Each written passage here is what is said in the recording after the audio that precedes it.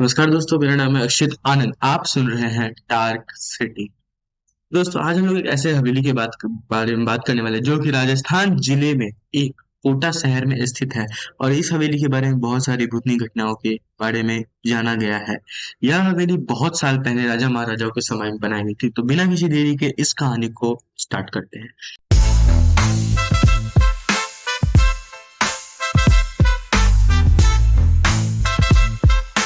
यह हवेली राजा महाराजों के समय में बनाई गई थी और यह 18 साल पहले बनाई गई थी। आज तक कोई भी यहाँ रहने नहीं आया, क्योंकि इस हवेली पर कोई भी नहीं रहने आया, क्योंकि लोगों का कहना था कि इस हवेली में भूत प्रेत रहते हैं।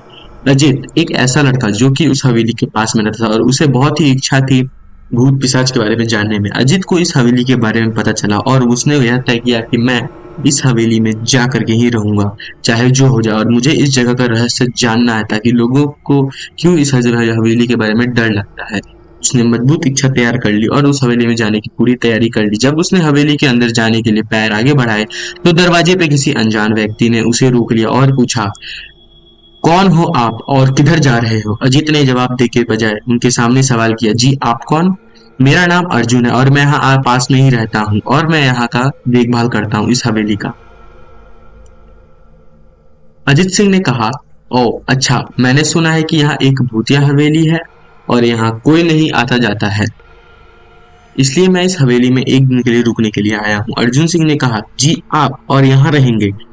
यहाँ पर छोड़ करके चले जाइए, क्योंकि अगर आप यहाँ रहेंगे तो आप कभी भी अपने घर वापस नहीं लौट पाएंगे। यह सुनकर अजीत सिंह खुश हो गया। उससे लगा कि मेरी तो लॉटरी लग गई, मजा आ गया मुझे। अर्जुन ने उसकी खुशी को देखकर बोला कि आप क्यों हंस रहे हैं? हंसना क्यों है आपको? आप हंस क्यों रहे हैं? क्योंकि इस हवेली में तो भूत प्रेत का नाम सुनकर आपको डर लगना चाहिए, लेकिन आप हंस रहे हैं। शायद आपको पता नहीं होगा, अजित ने बोला, कि मैं भूत प्रेत में काफी दिलचस्पी रखता हूँ। अगर इस हवेली में भूत है तो मैं अंदर जाऊंगा और सारी सच्चाई का पता भी लगाऊंगा। अर्जुन ने ड्राइंग रूम में आके सोफे पर बैठ गया। उसने वहां बैठकर 2-4 पैक भी पिए दारू के।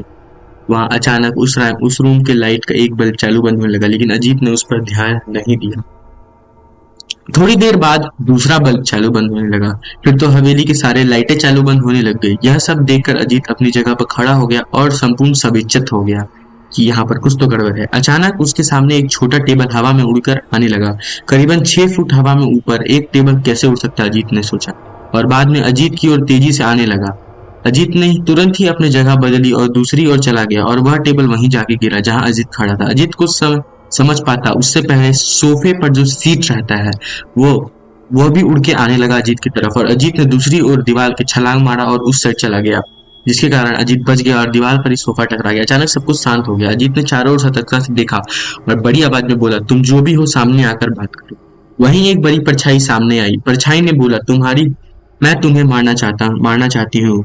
अजीत ने बोला, मेरी कौन सी भूल है जो तुम मुझे मारना चाहते हो? परछाई, इस हवेली में आने की भूल है तुम्हारी।